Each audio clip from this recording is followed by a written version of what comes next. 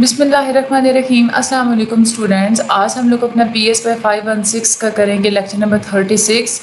आज के लेक्चर में हम लोग टाइप्स ऑफ कोरिलेशन के बारे में बात करेंगे। बहुत ही ज़्यादा आप लोगों का ये इम्पोर्टेंट चैप्टर है। आप लोगों के ये शॉर्ट के लिहाज से, आप लोगों के लॉन्ग के लिहाज से, आप लोगों के MCQs के लिहाज से। सबसे पहले हम लोग बात करते हैं पार्शियल कोरिलेशन के बारे में। कभी कभार रिसर्चर्स को शक होता है कि दो वेरिएबल्स के दरमियान जो रिलेशनशिप नज़र आ रहा है वो कहीं किसी तीसरे वेरिएबल की वजह से तो नहीं है, यानी कि वो किसी तीसरे वेरिएबल की वजह से कोई इन्फ्लुएंस तो नहीं हो रहा या डिस्टर्ब तो नहीं हो रहा। अब वो वाली स्टैटिस्टिकल टेक्निक जिसमें रिसर्चर्स मेजर करते हैं दो वेरिएबल्स के दरमियान रिलेशनशिप को, और उस सिचुएशन में जो तीसरा वेरिएबल होता है उसके इन्फ्लुएंस को एलिमिनेट कर देते हैं। इस प्रोसीजर को, इस टेक्निक को कहा जाता है पार्शियल कोरिलेशन। ठीक है। एक स्टडी से फॉर एग्जांपल ये बात सामने आई है कि पॉजिटिव कोरिलेशन हमने देखा था कि नंबर ऑफ चर्चेज में और नंबर ऑफ सिटीज़ में पॉजिटिव कोरिलेशन पाया जाता है, जो कि हम लोगों ने पिछले लेक्चर में डिस्कस किया था।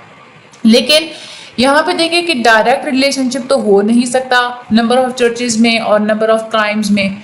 ठीक है। तो इसमें फिर क्या था कि दोनों वेरिएबल्स, इसका मतलब क्या है कि दोनों वेरिएबल्स इन्फ्लुएंस हो रहे थे पॉपुलेशन की वजह से।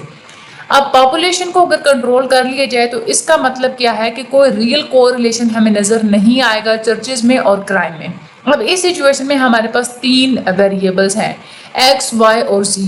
अब ये हमारे पास पॉसिबल हो जाता है कि हम कंप्यूट करें अलग अलग हर सिचुएशन के, यानी कि दो दो वेरिएबल्स का हम लोग पेयर बना लें और हर पेयर के लिए हम लोग अलग अलग पीयरसन कोरिलेशंस को हम लोग फाइंड आउट करें।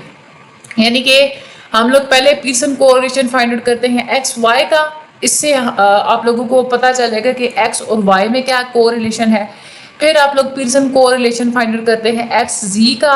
इससे आप लोगों को पता चल जाएगा कि एक्स और जी में क्या कोरिलेशन है। और फिर आप लोग पीयरसन कोरिलेशन फाइंड आउट करते हैं वाई जेड का। इससे आप लोगों को वाई और जेड में कोरिलेशन का पता चल जाएगा।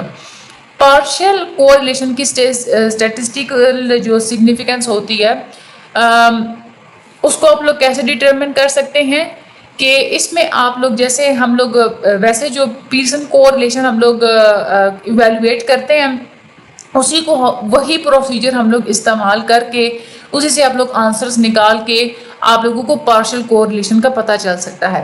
अब पार्शियल कोरिलेशन के लिए हम लोगों ने ये भी, इसमें आप लोग जो DF की वैल्यू इस्तेमाल करते हैं वो होता है DF = n-3। ठीक है। पीयरसन कोरिलेशन में आप लोग DF की कितनी वैल्यू इस्तेमाल करते हैं, n-2, लेकिन यहाँ पे आप लोग कितनी इस्तेमाल करते हैं, n-3। ठीक है। और इसमें सिग्निफिकेंट कोरिलेशन का मतलब क्या होगा कि जो P है वो स्मॉलर देन होगा, नहीं, सिग्निफिकेंट कोरिलेशन का मतलब ये है कि सिग्निफिकेंस लेवल अल्फा लेवल से स्मॉल नहीं हो सकती। ठीक है। यानी कि sample correlation would occur without a corresponding relationship in the population. अच्छा, कोरिलेशन का आपको ऐसे ही पता चलेगा ना कि सैंपल की कोरिलेशन का कोई ताल्लुक नहीं है पॉपुलेशन के अंदर पाए जाने वाले किसी भी रिलेशनशिप के साथ। ठीक है। यानी कि वो इंडिपेंडेंट है। तो इसका मतलब क्या है कि वहाँ पे आप लोगों की जो कोरिलेशन है वो सिग्निफिकेंट होगी। ठीक है।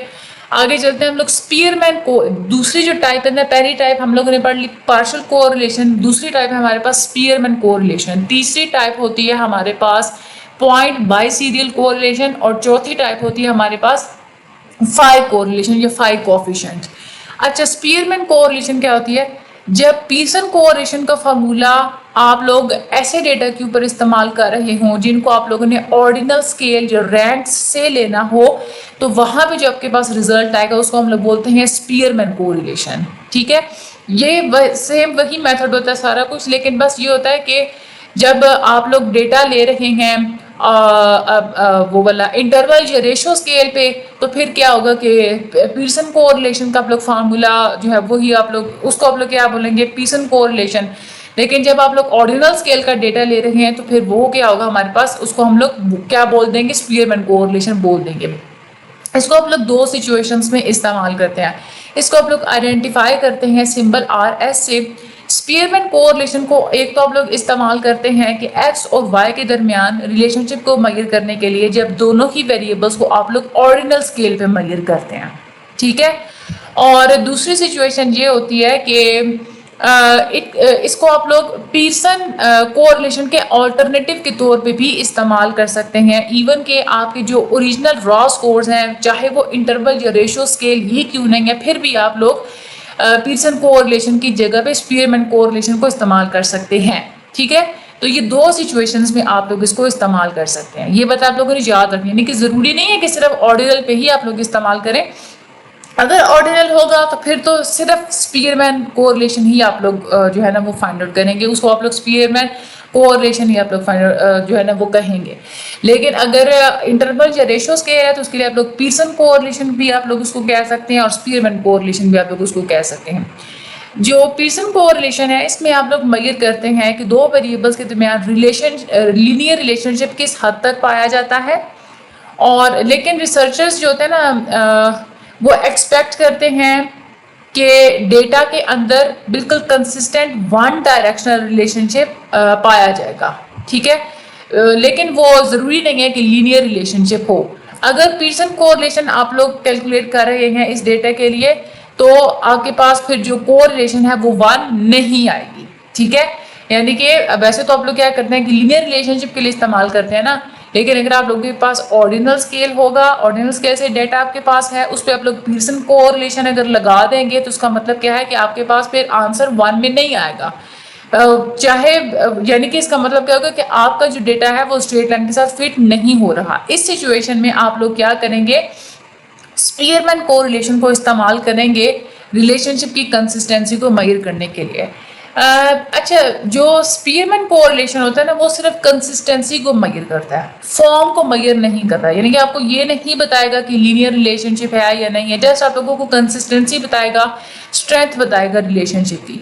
जब दो वेरिएबल्स आपस में एक दूसरे के साथ रिलेटेड होते हैं और जो उनके जो रैंक्स होते हैं वो क्या होते हैं, वो लीनियरली रिलेटेड होते हैं, ठीक है। जब एक कंसिस्टेंट वन डायरेक्शनल रिलेशनशिप पाया जाए दो वेरिएबल्स के दरमियान तो उस रिलेशनशिप को हम लोग क्या बोलेंगे, मोनोटोनिक बोलेंगे। यानी कि एक ही डायरेक्शन में पाया जाता है तो वो क्या होगा, हमारा मोनोटोनिक रिलेशनशिप होगा। और जो स्पीयरमैन कोरिलेशन क्या करता है कि दो वेरिएबल्स के दरमियान पाए जाने वाले मोनोटोनिक रिलेशनशिप की डिग्री को मेजर करता है, यानी कि किस हद तक वो स्ट्रॉन्ग रिलेशनशिप है, इस चीज़ को वो मेजर करता है, ठीक है। तो मोनोटोनिक कौन से होते हैं, जिसमें एक ही डायरेक्शन में दो वेरिएबल्स के दरमियान रिलेशनशिप पाया जाता है।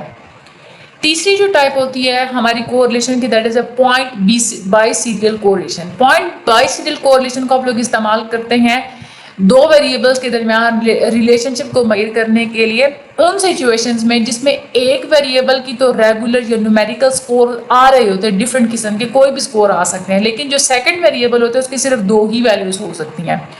अब वो वेरिएबल जिसकी दो वैल्यूज होती है उसको हम लोग डायकोटोमस वेरिएबल भी बोलते हैं और बायनोमियल वेरिएबल भी बोलते हैं।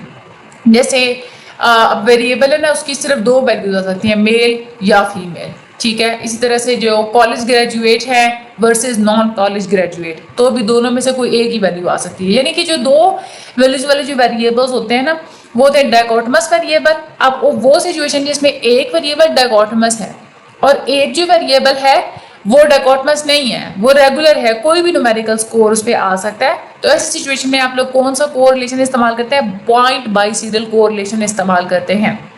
अब पॉइंट बाई सीरियल कोरिलेशन को कैलकुलेट करने के लिए सबसे पहले आप लोग क्या करेंगे कि डायकोटोमस वेरिएबल को न्यूमेरिकल वैल्यूज में कन्वर्ट कर देंगे। कैसे कन्वर्ट करेंगे कि जो डायकोटोमस वेरिएबल होता है उसमें क्योंकि कैटेगरीज है ना, जैसे मेल है एक और दूसरी फीमेल है, तो एक कैटेगरी को आप लोग वैल्यू दे देंगे 0, दूसरी कैटेगरी को आप लोग वैल्यू दे देंगे 1।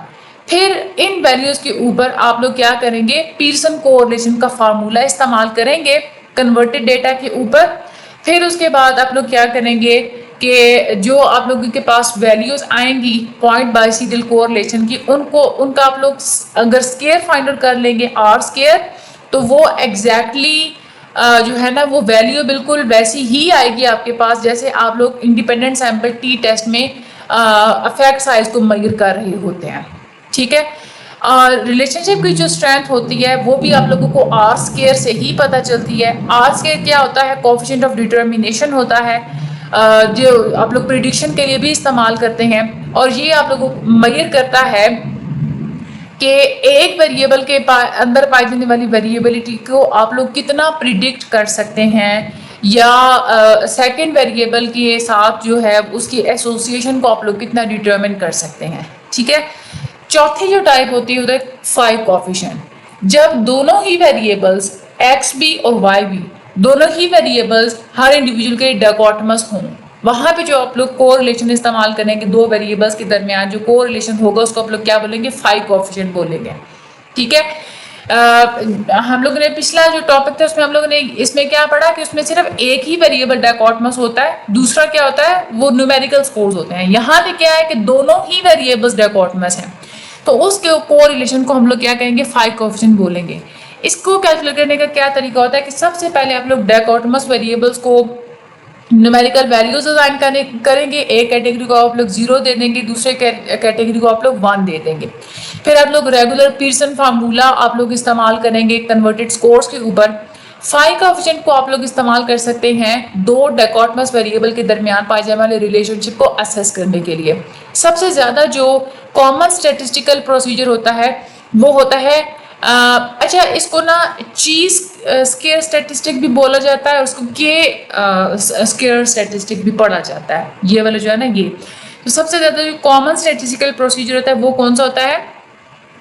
हम लोग इसको फॉर एग्जाम्पल ची पढ़ लेते हैं। ची स्केयर स्टैटिस्टिक जो है ना वो सबसे ज़्यादा कॉमन होता है। ठीक है। अगला जो हमारा लेक्चर होगा लेक्चर नंबर 37, उसमें हम लोग रिग्रेशन की तरफ जाएंगे। और आप लोगों का ना वो थोड़ा सा अगर वैसे तो अगर आप लोग हैंड आउट रीड करें तो आप लोगों का दिमाग घूम जाएगा। मैं आप लोगों को जस्ट इम्पॉर्टेंट सी चीज़ इसमें से बता दूंगी कि जो रिग्रेशन वाला जो चैप्टर्स है ना, 2 या 3 आई थिंक सो चैप्टर्स हैं, तो आप लोगों ने उसको कैसे कॉप अप करना है, वरना वो काफ़ी स्टूडेंट्स को बहुत ज़्यादा डिफिकल्ट लगता है, खिचड़ी बन जाती है उनकी। तो हम लोग इंशाल्लाह लेक्चर नंबर 37 में मज़ीद करते हैं। वीडियो को शेयर लाजमी कर दीजिएगा, चैनल को सब्सक्राइब कर दीजिएगा, मुझे अपनी दुआ में याद रखिएगा। Thank you so much.